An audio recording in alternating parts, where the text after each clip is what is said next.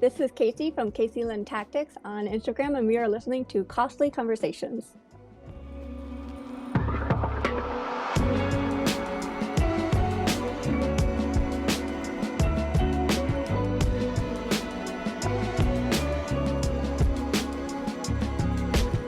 What is going on? Welcome to Costly Conversations. I'm super excited because we have a very special guest, Casey from Casey Lynn Tactics. She's joining us today for Costly Conversations, and we're going to talk about some cool stuff, specifically around being a mother in the firearms industry, kind of managing all of that, carrying, and some interesting conversations around pregnancy and firearms and carrying, because that's just something we just don't tackle a lot. Now, quick order of business, we do want to go ahead and remind you guys the best way to support the show is to join us on Patreon for $5 a month, ever on up to however much you want to, guys. You guys that want to give, you can give and join us in that way. And in addition to that generosity, you can join us in our Costly community, which is a Discord server for us to get together and have conversations, and of course, kind of keep the conversation going in the right direction. In addition to that, you can gain exclusive access to some early access stuff. And now, on to the show. Thank you so much for accepting my invitation to come on the show. Yeah, thank you for having me. I'm excited to be here. Yeah, so one thing one reason I specifically wanted to talk to you is because you've kind of been in the firearms world a little bit. You're proactive in a lot of ways in regards to like you're carrying and being a mom. Part of if anyone follows you on like social media like Instagram and stuff like that, they'll hear how you kind of start each post, with the mama bear thing, and I'm like, you know what, she seems like she's in the right direction, going in the right place, really trying to reach out to moms in the 2A space, and definitely want to have conversations with her in regards to that. Yeah, super excited. I kind of didn't know where I wanted to start when I started the Instagram page, and then I was like, you know what? Like, what was I looking for when I first got into the firearms world and concealed carrying, and especially being a mom? And there was like no one source. It was kind of like generic firearm stuff that I found, and so I kind of wanted to be that resource for new moms and moms that are getting into concealed carry, and even moms who have been in concealed carry, but maybe there's a couple things that they haven't thought about and they can still learn, because we're all about continuing education. Yeah, you know what? You said it so well. What I was struggling for some reason to say is, yes, you are a great resource for moms who maybe haven't considered certain things. Like maybe what a lot of people know, and this is not a knock against the dudes, but a lot of 2A content is geared towards the fellas. Okay, well, guys, how do you carry with a bigger gut? How do you carry an appendix? Carrying the gun in your frontal area. How do you carry on the side? How can you carry in the winter? And there's been a kind of a surge of ladies in this space who do create and kind of help other ladies along in the journey of learning, like, okay, how can I best carry for myself? But as we mentioned earlier, it's kind of difficult because none of it's geared towards moms. Well, when I say none of it, very little of it. Like it's a percentage of percentage. And is it Right. because the demographics in the 2A world is just not full of moms? I don't know. I'm not here to really figure that out, but there does still need to be content.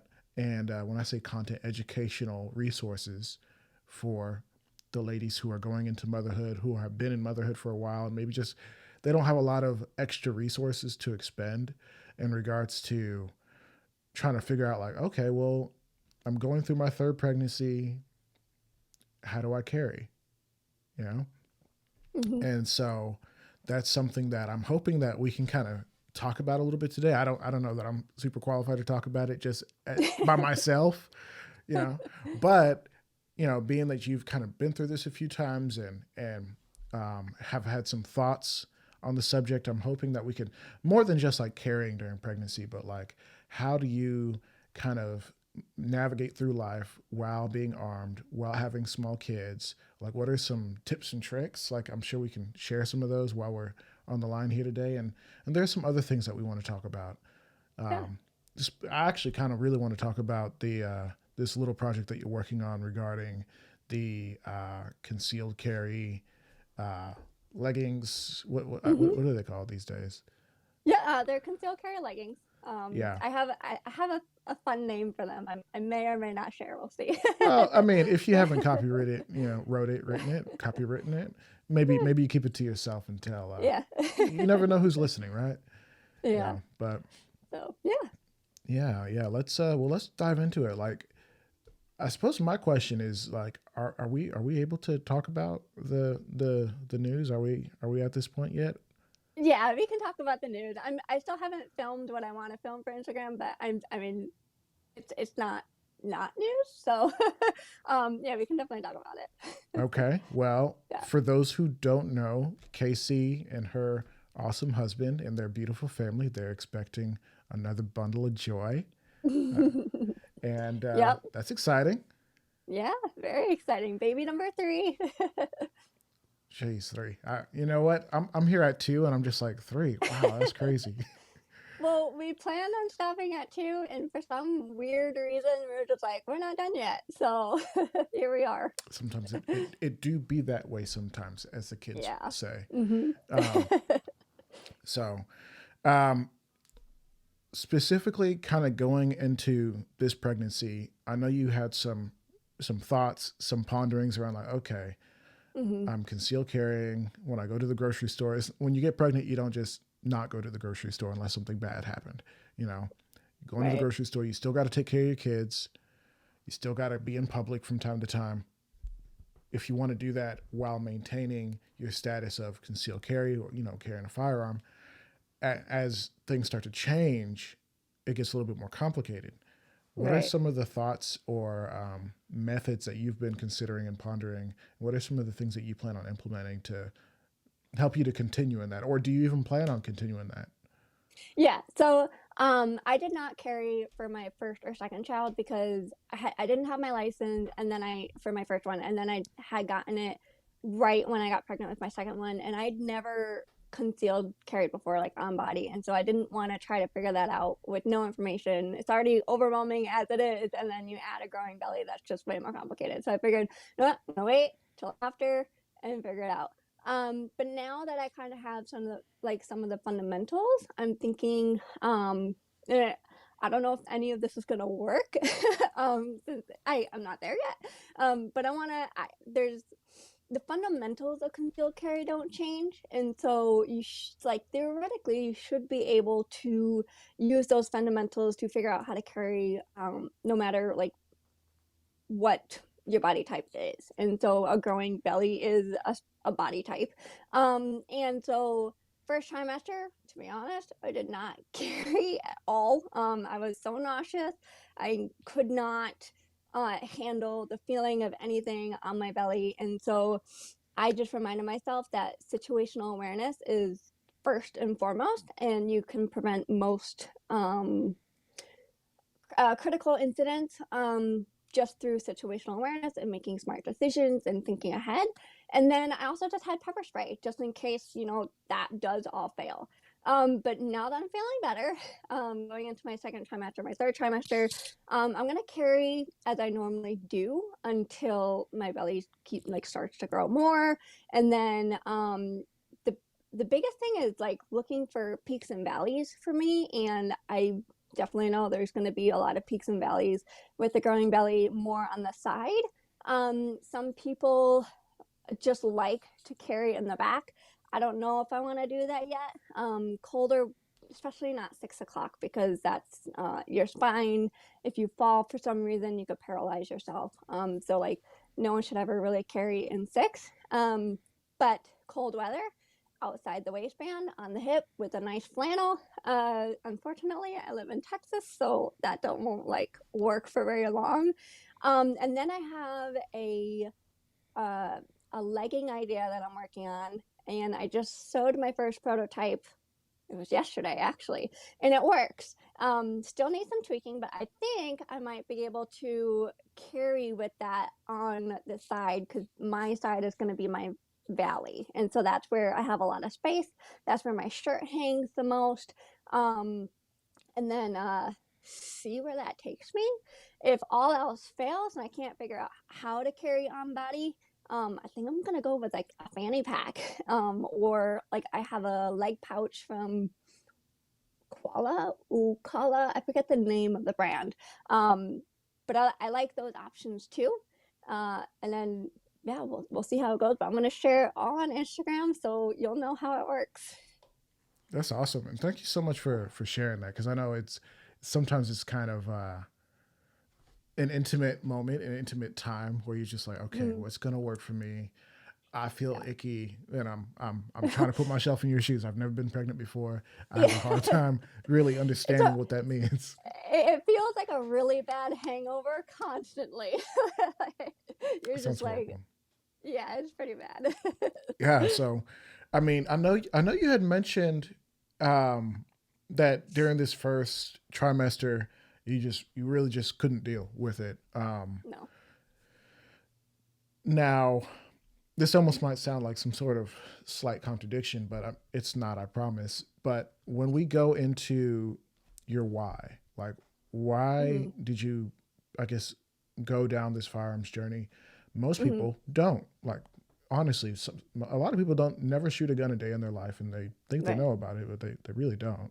Hmm. Um, a lot of people don't carry on a regular basis, more than once ever, because the gun wasn't comfortable or something was bad and they just didn't do it and just stayed in a box Hmm. somewhere on a shelf in a closet. Um, why did you make the conscious decision to really take this thing seriously? So so I was kind of in the shoes of what you initially just said. Like people kind of they shoot a gun once, they think, oh, this might be a good idea to carry. It's a great equalizer, but then when you start to carry, it is very uncomfortable at first. And that's kind of like the shoes I was in. I didn't really have a why. I was like, oh, it's my right. Um, it's a good thing to have on me, and that was it. And then my husband, he deployed, and that was a big eye opener for me because so first thing, we live in a school bus, a converted school bus, and our front door isn't all that secure. My daughter, who was 1 at the time, yeah, she was like 1. Her crib was in the living room, and then our bed where I slept was in the back. So you have the entrance, her crib, in the back. And then I also have really bad hearing. I have 80% hearing loss. So I could not sleep the first like few nights that my husband was gone. And we had our home defense firearm. So I took that with the safe and put it right on our kitchen counter, which is right next to the couch. And I slept on the couch. And I just told myself, I'm signing up for my concealed carry class because I did not realize how much I depended on my husband for the safety of my family, or and for me, for us, for all of us. And I was just like, that's not okay because he is not always going to be home, and so I need to be able to protect myself and my kids when he's not home. And so that's like what really jump started me into taking it seriously. Holy, did you say that you lived in a school bus? Yes, we've been living in it since 2017. Oh, you're one of those people. Okay. Yeah, Got you. we yeah, we built it in 2016, and then we've been living in it ever since. That's pretty cool. Like, it's cool, Yeah, but also, like you said, there are some challenges with that. And I had no idea. Is this like publicized or you just, yeah, yeah. I have a highlight on my Instagram showing the like the pictures of it. So oh, yeah, okay. Guess I never really yeah. paid attention. Got you. Okay. I My haven't talked bad. about it in a while, My so bad. No, but yeah. that's cool. Do you have like a whole separate page for like bus life or like, I don't, but if you like scroll really far on my page, you can see like the whole building journey on my Instagram page. This was that's like way crazy. before it was about guns, yeah. Is now your husband, is he still active duty or? Hmm. Yep. Okay, I think I Yep. remember you mentioning that he's a pilot or something. Is Yeah. that correct? Yeah. So, Yeah. He's an instructor pilot right now. okay, what branch? Air Force. Okay, so he's an Air Force pilot. So Hmm. he has to do stuff. Sometimes he has to be away for a minute. You Yeah. guys live in a school bus, Yeah. and you said like, hey, you know what? I got to take this thing a little bit more seriously. I got to become proficient. I got to become Yeah. good. Hmm. I gotta make sure that if and when something happens, because something's gonna happen at some point eventually, I want to be ready. And I'm Yeah. not trying to say that to jinx you. It's just in life, to some degree, you're gonna Yeah. run into some sort of confrontation, some sort of conflict, and most of them Well, you'll walk away from easily. right. Yeah. So And I also think like a lot of us have been in conflicts and like we just don't realize how serious it like that could have been. mhm. We have our intuition and we usually hopefully do listen to it. Yeah, And I mean like I'm just thinking about times in college where I did a lot of I was like, that's not a good choice and I walked away from it. But like all it could have taken was just one bad person, one extra wrong time, wrong place, for the whole thing to have just gone sideways. So like I feel like we've all been in, like if you think back, we've all been in a situation that could have been worse. yeah. No, I'm Yeah. thinking back to college where Yeah. one of my wife's friends was in a weird relationship, and we had to go pick her up because she was it was becoming an issue, and Hmm. it could have gotten really bad because there was some conflict there, and not that a gun saves you from bad choices or putting yourself into rough Right. situations, but Right. should you find yourself in a situation you can't escape from, and somebody chooses to escalate it to a point where you can't de-escalate it, it's Hmm. better to have your insurance policy where you can fight back or defend yourself in a way. Right. Right. If it comes to that point where it's no other choice, because Right. I'm not advocating for like, oh, someone gets in your grill, smoke them. Right. That's not No. Yeah. reasonable. It's not practical. It's not right or moral. So don't misunderstand me, anybody, please. That said, that's cool. You live in a school bus. I had no idea. Is there like, Yeah. do you like run out of room with almost three kids in a school bus? So we might be looking to sell it soon with baby number three coming on the way. I think we can manage for another year, like starting now. Mm-hmm. Um, Clock's but ticking. I think yeah, I know. But I think when the baby grows out of the bassinet that we have, we might need to be looking for a bigger place. So You might need a yeah, bigger school bus. You yeah. might need two school buses. It's a big school bus, so Yeah, I bet. yeah. No, that's really interesting. I've never met someone who actually, because I've watched those videos, and I'm sorry, I know we're supposed to be talking like one thing, but like I'm Yeah, kind of that's geeking over fine. here. I'm like, I've watched these people do the conversion. Some of them are like super luxury, some of them are like cool, and I'm like, Hmm. that's crazy. Like, I guess it's like living in a camper, Yeah, yeah, just different. yeah. Yeah. Okay. Sweet. That's cool. Anyways, now when we talk about things like having kids, having guns, let's just jump right into the safety aspect of it, because you know reality is, in my opinion, having a gun presents a certain level of risk. Hmm. When you look at it like CDC or things that people can do to run statistics, a lot of people engage in the risky side of risky side of life in regards to owning a firearm, and they don't take the correct precautions, and they don't honor the the seriousness of owning a firearm, and Right, so they end up in situations that are negative. right. um, in regards to being safe with two small kids, under the age of 5, if I'm not mistaken, Hmm. um, running around, and you have at least one firearm that you can get to at all Hmm. times. What measures do you feel like are necessary for anyone to take, but especially for yourself, to make sure that your kids are safe while being able to protect them in a defensive mode with a Yeah, firearm? yeah. There's a lot to think about. Even if you don't have kids, like if you have family members that come over who have kids, um, it's always a good idea to get in the habit of certain things. And the first thing is like you always, if it's not on yourself, then it's in a safe, and it's in a good quality safe. Yeah. There's some safes out there, that aren't all that great. And so like, I don't care if it's just for 1 second you want to put it on a shelf, put it on your shelf or put it on in the safe. Because you might just forget, like we're human, you might forget that we just placed it on the shelf really quick. And then some people say, oh, my baby's just an infant, they're not crawling yet, so I don't need to worry about getting a safe just yet. It's not the habit you want to get into. And you just never know. For some, I don't know, crazy reason, the gun might fall down or something, and the baby just happens to start crawling that day. I mean, the chances are crazy, but you just really never know. So start building good habits, start right from the start. Even if you're thinking about having kids, start building those habits. The next thing is like when you're in the car, have a safe in your car. Don't put it in the glove box if for some reason you can't have the firearm like on yourself wherever you're going. I am not a huge fan of purse carries because we have built as a society in general certain habits around carrying like just a purse in general. We put it on our lap, we put it in our cart, we put it in the passenger seat of our car. Like when you have a firearm, it needs to be on you all the time. And so I don't like purses, but I don't mind fanny packs because you can always have that on you.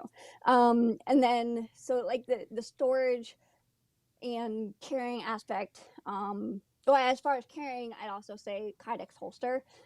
It's just really hard to go wrong with the Kydex holster. I don't like anything that is soft or doesn't cover the trigger well.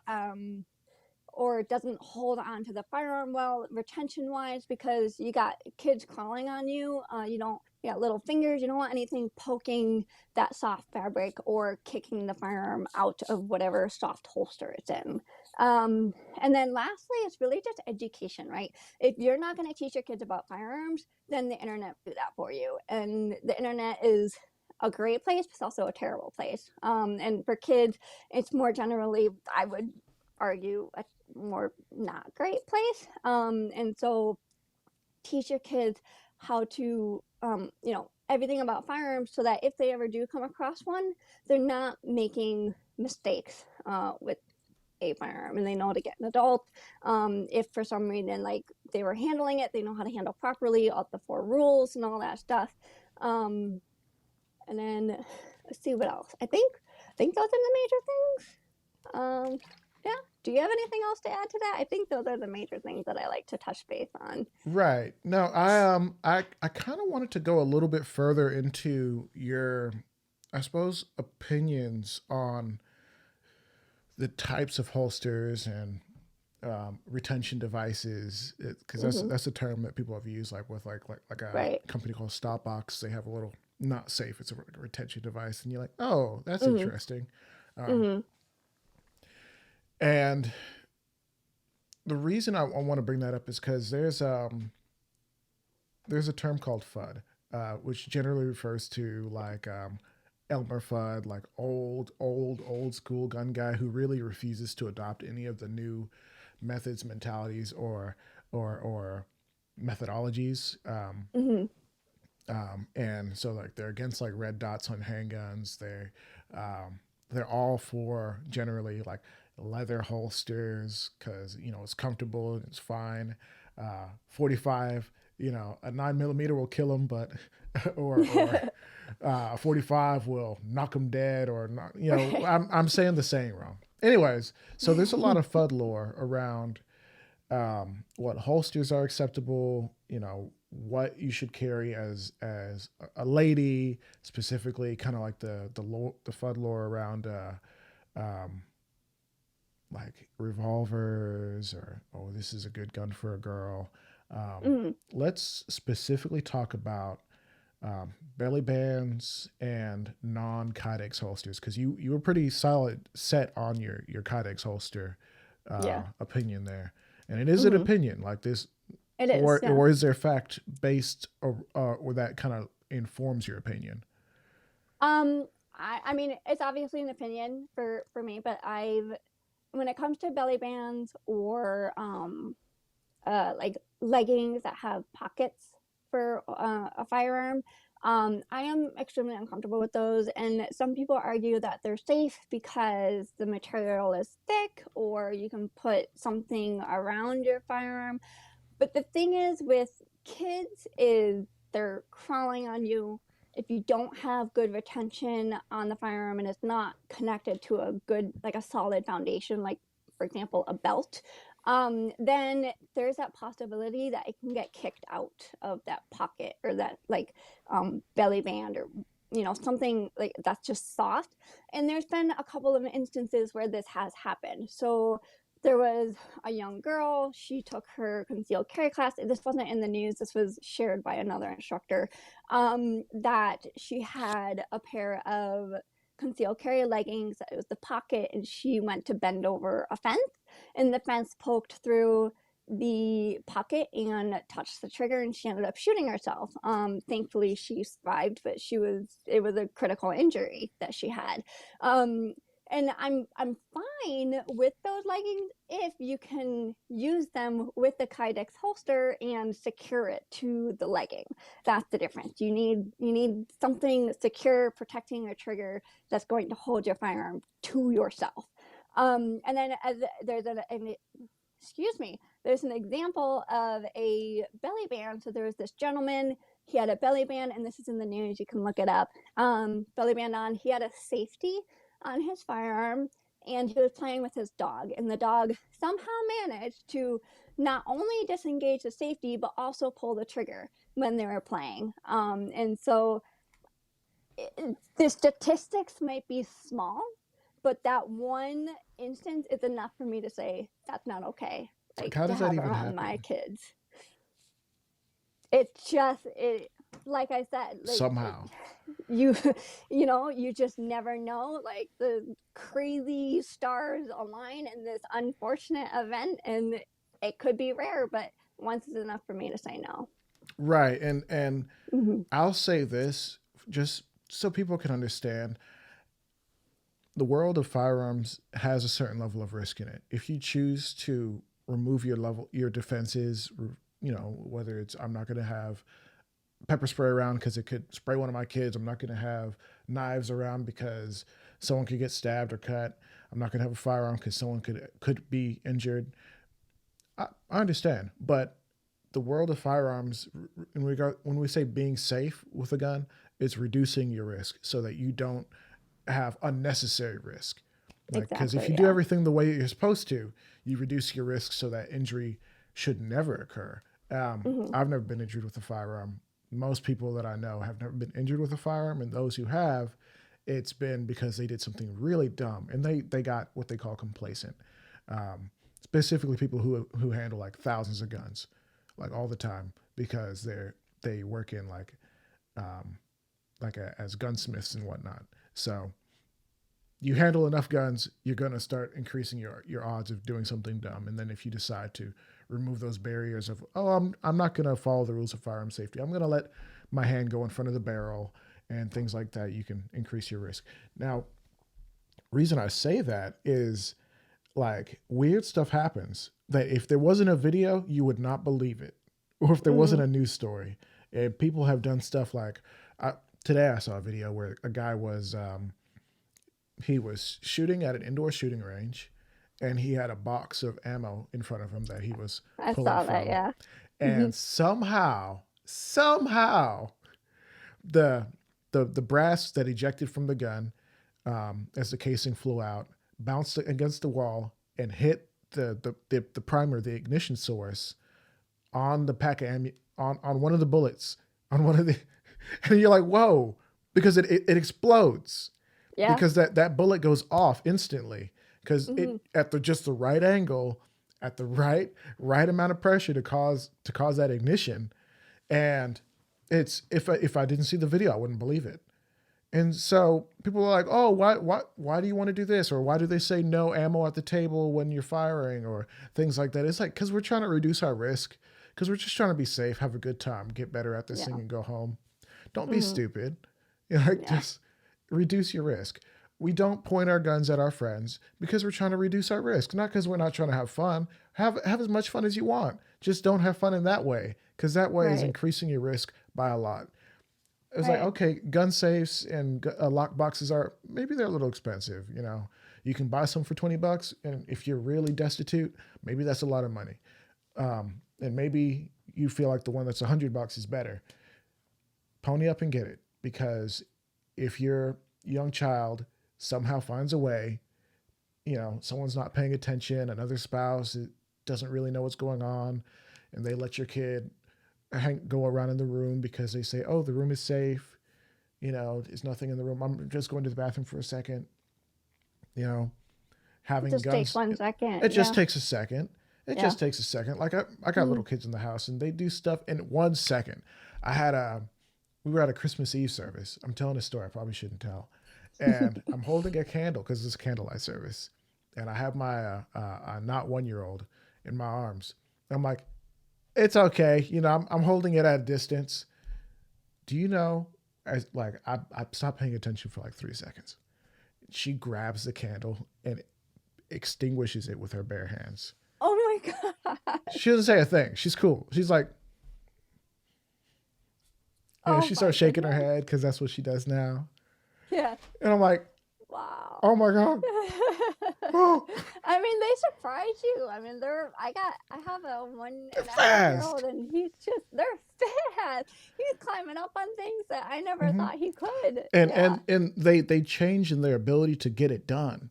And that's Mhm. my big thing. It's like, oh, you think your kid is can't get up on the shelf? Oh, now all of a sudden, like my oldest girl, like before I knew it, she was going around and getting things to climb up on. Like, oh, she saw mommy in the kitchen getting stuff, getting a smoothie together. She's going to get the kitchen helper from a different room so that she can Mhm. climb up on this like stool thing and like she went and got it herself. She's super independent. Yeah. Like it's Yeah. not. So I can't play around anymore. Like I can't leave guns on the table. Oh, Mhm. it's far on the table. They can't reach that. No, they can reach it Yeah. if they Yeah. really And want it. and it goes back to just like building those habits from the start, even Like if you it said. doesn't. Yeah. Um, because we can lapse in our habits. Like we can revert to old habits because of one minuscule detail that our subconscious picks up. There's actually if you want to read something about habits that's really interesting, the book called The Power of the Habit, I think, by Charles Duhigg. That's Mm. like it's super interesting. Has nothing to do about firearms, but you can totally relate it to building habit patterns around firearms. So it's a good book. Yeah. Now, thank you for sharing that. Now, I remember a story, and maybe you've heard it too, about a somebody wearing a belly band because people love belly bands. Belly bands they're maybe a little bit more comfortable than Hmm. conventional Kydex holsters. You can kind of wear them in different ways than in the past. Kydex was kind of hard to carry if you wanted to carry higher on your stomach, especially for the ladies. Right. Sometimes the peaks and valleys works in such a way where it's like, well, why do you have to carry where your body literally bends in half? You can kind of carry a little bit higher in your sternum, and Hmm. maybe that works for you. Um, I think there's a new band that kind of interfaces with Kydex a little bit better for that. But Hmm. belly bands, I have one. I haven't worn it in years. Um, I'm sure you've had one at least at some point. Maybe you never had one. Um, Actually, never had one. well, good for you. Yeah. I So do you're plan better on than me. buying one though. Was Simply that? just for I do plan on buying one simply for testing it out. Like cuz Yeah, what I like to do is I have a weighted blue gun, that's and right. so I've been Oh, so that's right. yeah, and so I did it once. Like I want to create a series where I'm testing out different types of um products on the market. So I tested out a pair of leggings, and during a workout, like my blue gun fell out, and so like I can show that this doesn't work with this setup. And so I want to do that with belly band. I want to do that with different like a sticky holster, different types of setups, and Mm. just to The see sticky like does holsters it is this work? thing that people Yeah. tend to sometimes like, depending on kind of like Mm-hmm. what your exposure is. And a lot of the time, the thing that you're exposed to earliest is the thing that you Hmm. kind of tend to be loyal towards. Like whatever brand Yeah. of gun you buy first is just, you kind of tend to buy that and think it's good, even if it's bad. Um, but I like your idea on really going through and testing things for real and not just Hmm. saying, oh, the internet told me belly bands are bad, so I'm not going to wear a belly band. When Right. statistically, there's thousands of people wearing belly bands who they're fine, but they're fine because somehow their life hasn't sequenced in such a way where the Right. belly band is interrupted by Yeah. something. Like I heard a story about somebody's gun going off with a fence or something like that. Have you heard that? Yeah. That was with the leggings. That was with leggings. Okay. Yeah. Yeah. Do you, can you tell me that story? Yeah, I think I briefly just touched on it. That basically this lady, she had a concealed firearm with a pair of leggings that typically use pockets as a holster, and she bent over the fence, and the fence poked the trigger and ended up shooting herself. And she That's just thankfully lived, but crazy. she had a excuse me, a critical injury. So I think believe she was in the hospital for a while. Yeah, I think you did touch on that. Yeah. But yeah, Hmm. that's such a weird series of events because it's like, oh yeah, nothing's gonna uh, uh, jimmy the trigger that intensely where the gun actually engages the trigger. Hmm. But I've messed around with my belly band, unloaded the firearm, checked it, double check, and say like, okay, can I pull the trigger through the spandex? You can, like if you Yeah. really try. Right. You could never if the Kydex holster is appropriate, and even with leather holsters, it, if the holster is still intact, you I can't. Yeah, But I'd sooner choose leather over like just the just pure belly band spandex, material. Yeah. right? Hmm. Yeah. Or whatever it's made of. I don't know that it's spandex per se. It's spandex, and then there's some companies that have like a separate like folding trigger guard.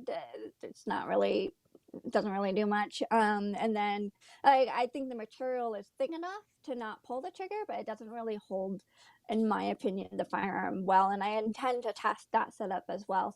But then, oh shoot, what were they? Yeah, and then some people just have like a thicker material that's in between, like the two spandex material. But Right, again, like it's still got that give to it. So like who know, maybe you're getting attacked by a bear. Like you literally just never know. Like if you're an avid hiker right, and for some reason, or you're running and you trip over a branch, and then there's a branch on the ground that's poking out. Like you just don't know. You just right. don't I know. mean, God Yeah. forbid you fall Right. or trip and end up in a situation where it's like, oh, now something that might have stabbed me is engaging the trigger and Right. blowing my kneecap open, and now I'm not leaving. Right. You know, Yeah. not Yeah. leaving the mountain. So Yeah. Yep. that's crazy. Kind of horrifying to think about, but Yeah. most certainly you gotta be smart and try Mm-hmm. to follow some conventional wisdom when it says like, okay, should you choose Kydex or should you do a belly band? I've seen situations where people have done both. Yeah. And My I like guy, that. Yeah. my guy at Gray Man Solutions, he's provided some holsters for the Armed Atlas YouTube channel, and that's awesome. Thank you so much, buddy. And one thing that he has like a minimalist like shell that can, I Mm-hmm. think it uses an ulti clip to clip onto the spandex to add a Okay. certain Yeah. level of retention to the spandex, but it Yeah. also it leaves it open so that your firearm can go in and out Okay. of the holster area without the folds engaging the trigger on accident, because Right. it doesn't take Right. much. It Right. takes, for some guns, it's 4 or 5 pounds of pressure. But if Right. you're in a hurry, if you've actually had to use your firearm and your adrenaline's pumping and you're kind of Oh yeah. freaking out and you're like, okay, let me put this thing away. Bad stuff can happen Well, because and your fine motor skills are gone, very like much from, gone. yeah. So like you don't know, you don't feel that the I guess the pull of the trigger, because you don't have that fine motor skills anymore. Right, And so like you might have your finger on the trigger or not even realize. right. And Yeah. that's the thing is like, man, like how do you get out there and train? And I suppose that's a question I'd like to, I guess, or a topic that I'd like us to talk about a little bit is like, okay, for you, I know you're a mom. You do work. I've seen you go into the city for work and stuff. Do you work remote or do you have what do you do? I actually work on a military base. I'm just a civilian employee, and it's an office. Is that a little bit of nepotism there? Husband got you a job. What's going on? No, I'm just no, messing. I didn't even apply for it. So I had worked at that office before, and then they found out that we were coming back, and they were just like, can you please take a job because we don't have enough people." So I'm like, okay, I guess. There you go. So That's yeah, awesome. yeah. Where are you Yeah. guys out of, by the way? I know you said Texas. Yeah, so we're in this boondock town, right on the Mexican border, Okay. pretty much west of San Antonio. Okay. Cool. Cool. Yeah, Well, I'm yeah. sorry, and thank you guys for the sacrifice and the service. We Yeah. like we volunteered to go back, so yeah, Yeah. Well, there you go. There you go. Let yeah. me not talk too much smack about a place you love. Um, so There's actually.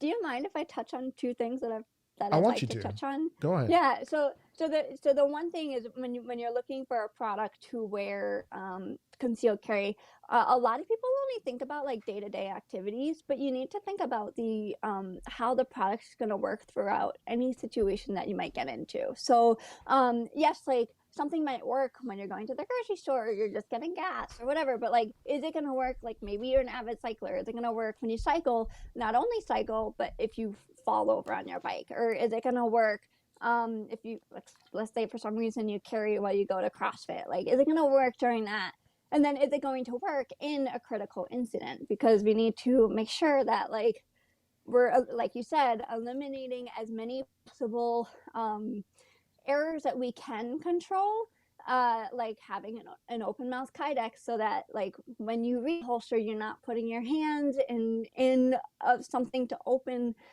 a soft holster to put the firearm in, because you might be flagging yourself. You got a lot of things going on. If you're in a critical incident, you want to make it as easy as possible so you don't have to think about all these safety aspects. So when you're buying a product, make sure it's working. It's going to work throughout every instance that's possible to your life.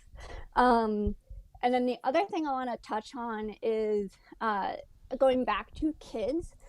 Kids are naturally very curious. And so if you treat the firearm as this like secret thing that they're never allowed to see or touch, or I mean, there's an appropriate age to start letting them touch the firearm, but if they think it's this forbidden object, they're going to be more curious about it. So if you treat it as something that's part of your everyday life, like my husband and I, like we'll open carry at home. We put, take the firearm off and put it in the safe and get it from the safe, with our kids there, and we just make it like an accessory, like everyday normal stuff. Like it could just be a purse for all they know, or it could be a, like a belt that we put on. Like it's just normal to them, and you want to, it's essentially making it boring so that they aren't curious to try to go searching for something like that. Yeah, no, that actually makes a Yeah. lot of sense, and I personally do that where it's not some mystery or secret. Like my kids see me with my gun all the Right. time. Like when Mm-hmm. I'm sitting there reading them in a bedtime story, and I may still be carrying from the day in the Right. home. Some people carry all the time, like they All just the time. No, always mine carry. mine usually comes off when I go home, but I Yeah. want to start carrying more at home. But as of right Uh, now, it usually I'm comes I'm off when I'm not I going to go home. crucify somebody who at least has a quick way to access their firearm, Yeah, and, yeah. and a mental plan to engage in that kind of way. Mm-hmm. Some people will get mad at that, and some people will probably write me a nasty email. Go ahead. You can email me at atlas at You, costlymedia.com. But, you know, yeah, whatever. you have to do what works for you and your family. Yeah, Absolutely. And yeah. so I'm a big advocate for that, just doing what works for your family. But Mm-hmm. ultimately, like I might be, you know, my kids sometimes will feel the firearm on my person because we're sitting there and we're Yeah. reading books and stuff. Read to your kids, by the way, not you, but everybody, read to your kids. It's a good Yes, thing to yes, do. I Don't just agree. let the TV teach them everything they know, because TV's sometimes evil. Uh, sometimes. That said, I do want to talk about training. Like, Okay. I know sometimes where it's like what I mentioned earlier is you live in the boondocks of Texas. For you, Mhm. I Mhm. don't imagine that it's super easy to just get out and go to every single training class ever. Um, and some instructors will probably be like, well, if it's important to you, you'll hop on a plane and come out. But reality is for you, especially, and even for some of the men out there, you have two small children who they can't watch themselves. They cannot. It's against the law and it's immoral for you to assume that. Dang. No, no. Yeah, no, they We can't can do leave it. a dog at home. I can watch my Right. kids You at could leave a home. 2-year-old dog at home for 24 hours. You should be fine. Yeah. Well, maybe. I don't know. They got a potty. So don't hurt your dog. But you have certain lifestyle restrictions where you just can't hop up and go to a class. How do you stay sharp? And how would you recommend to moms out there who, if they're not trying to make an excuse, or when I say moms, anybody who's in this season of life where it's legitimately a sacrifice, like a deep, deep sacrifice for them to get on a plane and go to somebody's course, or even to spend 8 hours at the shooting range at somebody's course, or even to spend 2 hours at the shooting range getting better in live fire. Like, can we speak to that person or talk to me about it for real? Like, Yeah. what are your Um, thoughts? so initially, when I got started into all this, I lived in I live in the boondocks, so I can't it's really the closest city to me is 3 hours away, and that's like if there's an event that I can attend for some like there's usually no events there anyway, and so I largely just I bought dozens of books. I figured out like the top people in each sector that I could trust because the, the beauty of today is that we have access to so much information at home just through the internet. And as much as it is amazing, it's also kind of not always amazing because while there might be people out there with good intent, their information is not always good. And so you need to be able to make sure that you're finding the top people in whatever field you're looking at. So if you're looking at um, combatives like Daniel Craig or Craig Douglas, oh my God, I always get him confused with the James Bond guy. She said Daniel Craig. Because, his hand Craig to hand is Douglas. nasty. Y'all remember that bathroom scene? He busted that dude's face on the sink. Like, his hand to hand is nasty. I always get it confused, and no matter how many times I like say his name, I always She get it said wrong. James Bond. Anyway, I mean, he is kind of very similar. He's a real life James Bond anyway. Like, so I Fair don't. enough. That's a Yeah. that's a huge compliment. Congratulations, Craig Douglas. So so he is someone that I can trust. Tony Blauer is someone that I can trust. And there's like a handful. Lucas Botkin from T-Rex Arms, someone I can trust. So like when I find these people, I make sure like that I can absolutely trust what they're saying, and that if they do give bad advice, they're gonna own up to it. And so you can absolutely find these top people and learn everything you need to learn from home. Now, is it valuable to go to an in-person course? Definitely. Like it is definitely valuable to get that interaction. But I don't think it's if you can't do it, it's not the end of the world. Right. Um, yeah. And so like and as long as the thing is like if you're only in it for self-defense and like that's the reason why you carry, you want to protect your family, you want to protect yourself, you only need, those three top people in that field to learn from and to learn the basics and to get the foundation. And once you get the foundation, it's really easy to build off of that. And like continue learning and even like kind of put together some pieces yourself, um and like thinking it through and making sure that it makes sense. Right. Yeah, so I don't think you'd have to go to in-person training. I just think you need to find the high quality people who give away amazing information online. And then if that for some reason there is a course that is in your area, then and you want to take that like jump on it because that's also a great opportunity. Yeah, and Yeah. just to clarify again, I don't think we're talking to with this specific advice. I don't think we're talking to everyone who Right. this can apply to anyone, but I Mhm. don't think we're talking to literally everyone who.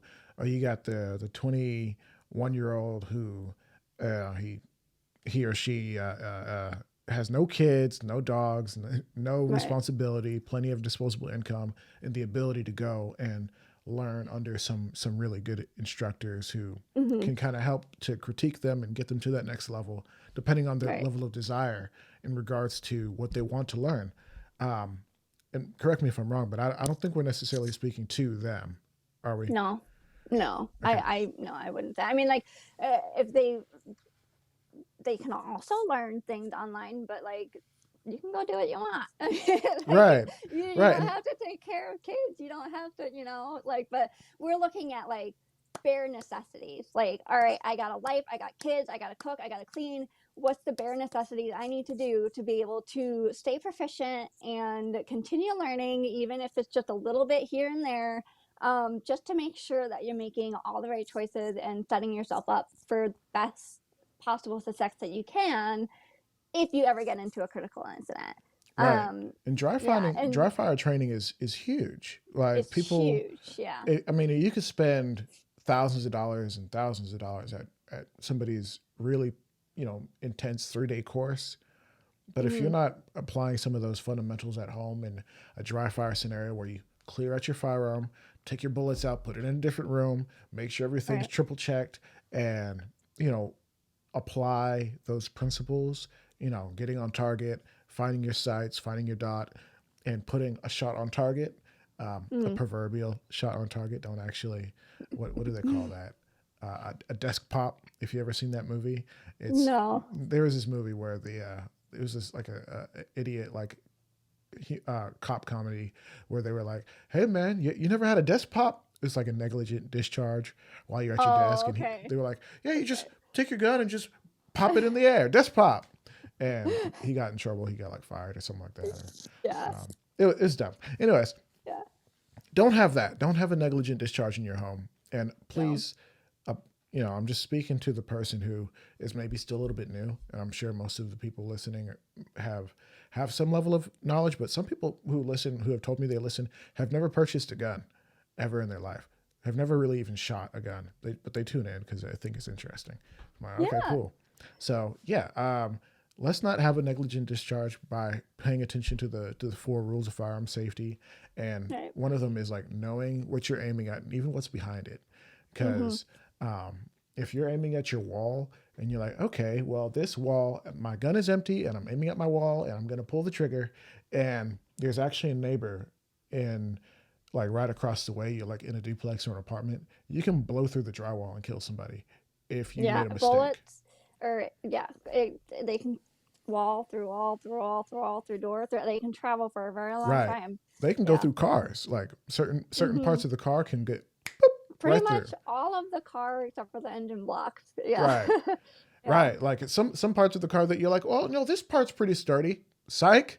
Bullets going right Yeah. through. And nothing serious. Yeah. Handguns. Yeah. We're not talking Mm-hmm. about Oh high yeah. power rifles or whatever. That's not Mm-hmm. even a proper term for most of people's rifles. It's Right. going Right. straight through. So let's be Yeah. mindful that even once you've cleared it out, aiming at a point that doesn't necessarily intersect with anybody else is important, Right. because I've actually seen that a guy got in trouble. When I say in trouble, a life changing event where he thought his gun was empty and he pulled the Mm-hmm. trigger and he shot his neighbor. Um, and then we Um. have, yeah, go ahead. Oh, I was just gonna say, like, a lot of people in instances like that forget that just because you've taken out the magazine doesn't mean that they're still around in the chamber. And so like Right, they just forget, like, you gotta check the round, you gotta check the barrel, you gotta check in the hole, like, you rack the slide back and look in into the side to make sure that there's a bullet there. right. I mean, I always Yeah. first thing I do, and this is just muscle memory, and this is something a lot Yeah. of people can learn for, is when Mm-hmm. you're checking your gun. First thing you do is drop the magazine. In fact, a lot of the time, if I'm not actively shooting, my mag's not even in my gun, unless it's like you know wearing it or storing it. Like Right. it's Right. ready to go. But if I'm manipulating the Hmm. gun, mag's coming out first. Right. Rack, rack, rack. Look, Yep. rack it one more time. You know, Yep. some people Yeah. physically touching the hole. I don't like to do that because carbon buildup and lead, and I got small kids, Mm. and I like to Yeah. minimize my exposure. But some people will Yeah. recommend it. Maybe that's for you. But ultimately, do what you can to minimize your risk because there is some inherent risk with guns. Hmm. Yeah. Um, It just, I'm yeah. not going to stop saying Build. it. No, yeah, and it's just building like keep the same pattern every time, so that you're like you don't keep changing it up. Find, drop the mag, step number one, rack the slide, step number two, check step number three, triple check, double check, and then keep that pattern so that it keeps getting ingrained every single time you do it. Right. No, Yeah. absolutely. Keep the pattern. I mean, the best athletes in the world, you wonder why they do like weird little rituals. It's because that's what works for them. Like Right. psychology teaches us that if you create a pattern, your brain can recognize a pattern, and no Mm-hmm. matter even in like the most stressful situations, your brain recognizes a pattern, and you can Right. succeed in the Mm-hmm. face of that. Was there anything else that we needed to just kind of touch on and go over? I know we had like so many things that we could touch on, and you're Um, just a wealth of knowledge. I think the one thing like for training, obviously like do as much training as you like research as you can. But when it comes to training firearms, like you said, dry fire at home is super super valuable. You can train like 95% of the things just dry firing at home 3 times a week, a little bit of time, half hour, right after the kids go to bed. And then go to the range when you can. Like, even if that's once a quarter. Unfortunately, there's a lot of concealed carry permit people who have their concealed carry permit. They don't fire a firearm until their license expires. So that's what, like every 5 years. You're already doing so much better than that. You don't want to be one of those people. So like going once a quarter is even a huge advantage. That's right.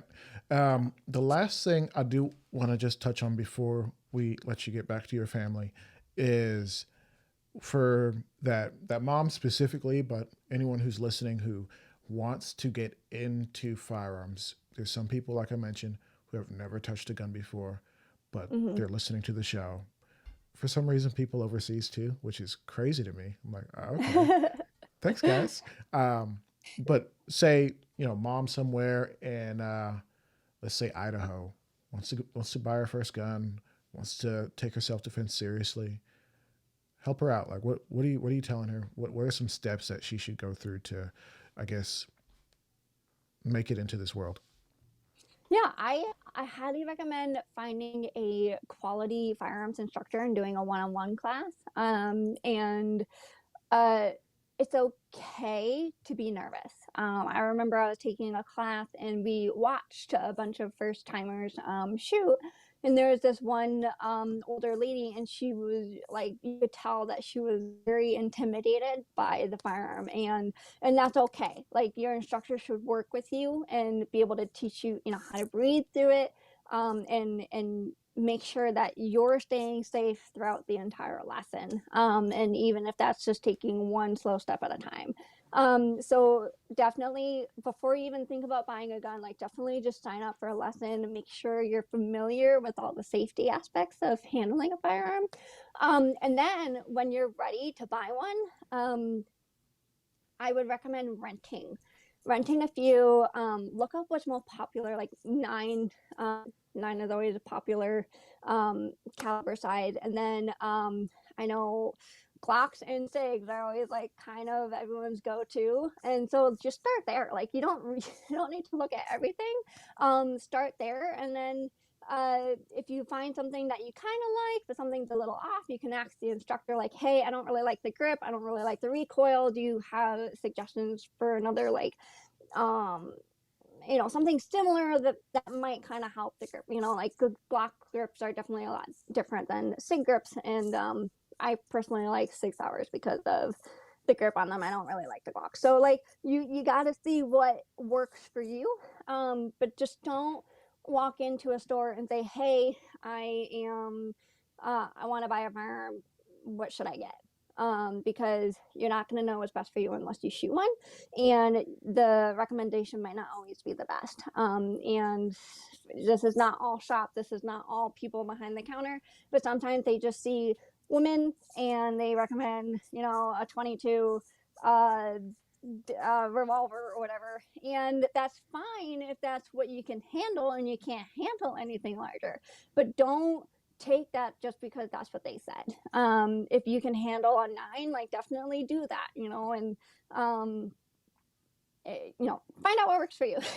And then lastly is just make sure you get if you're buying a firearm, you need to buy all the accessories. You need to buy a good hold, buy a good safe, and you need to buy good defensive ammo. All right. Wow. Thank you. That was, I think, Yeah, a pretty thorough rundown.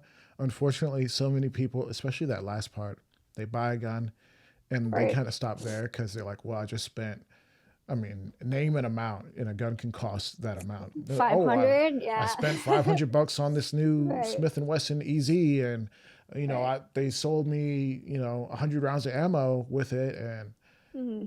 they weren't interested in selling you a safe just because it's not something they think it's, about. it's When right. I say a safe, a lockbox or something like that, something to Something, yeah. start. Right. So There. huge. Oh, yeah.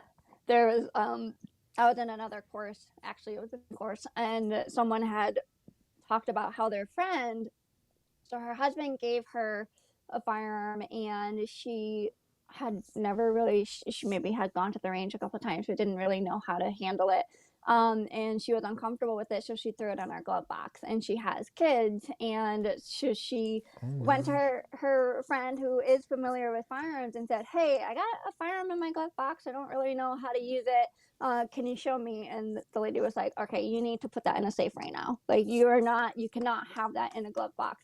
Like just don't throw it anywhere just because you don't know how to use it, because it's still a dangerous tool. And so you need to keep it safe. So No, absolutely. it's okay to be uncomfortable with it, but just have it locked up." Yeah, Yeah. no, Mm-hmm. that's huge. Is understanding like, okay, even where I am right now, I'm not comfortable. I'm this. I'm not carrying it. I have it in the house. Wherever you are in life in this process, do that 100%. Right. If you're Right. gonna just have it at home, have it in a safe space where Mm-hmm. you can access it and be in the learning phase where you actually Yeah. look up some videos, ask some questions, and don't just ask somebody's uncle. Like that's sometimes the best place you can start, but oftentimes people kind of will share their limited knowledge, and there Mm-hmm. are some really great resources out there. So obviously, Yeah. can people reach out to you? Are you accessible if they need to ask you questions? Yeah, I'm on Instagram. I've been building my website for like 6 months now, so but it's not done yet. But yeah, I'm on Instagram at Casey Lynn Tech. And then that's pretty much the only place you can find me. So, but I answer all DMs and everything. So, I haven't been super active in posting just because I've been dead to the world during my first trimester.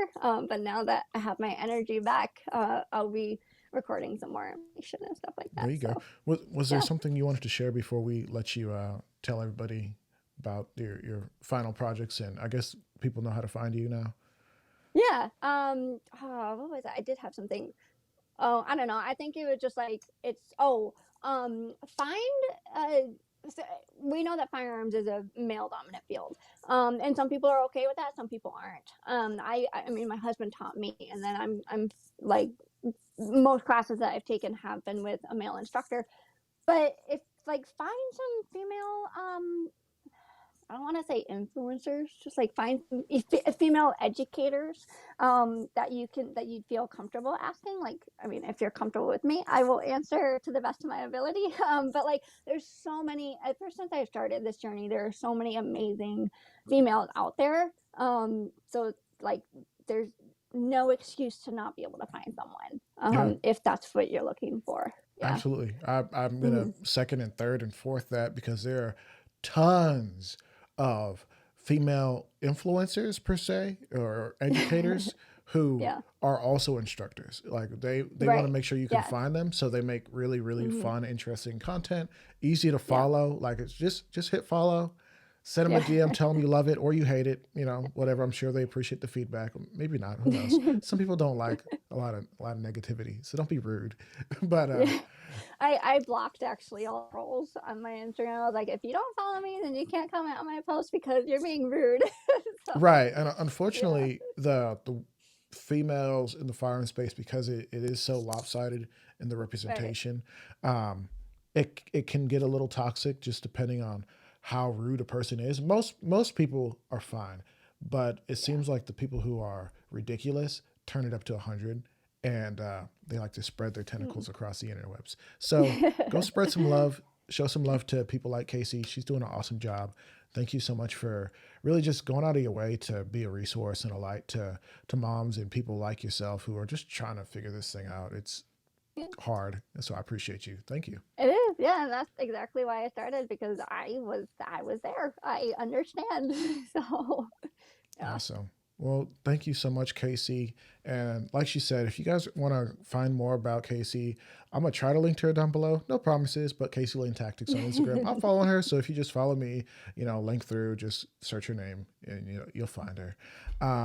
And of course, we're just gonna go ahead and do the quick sign out here.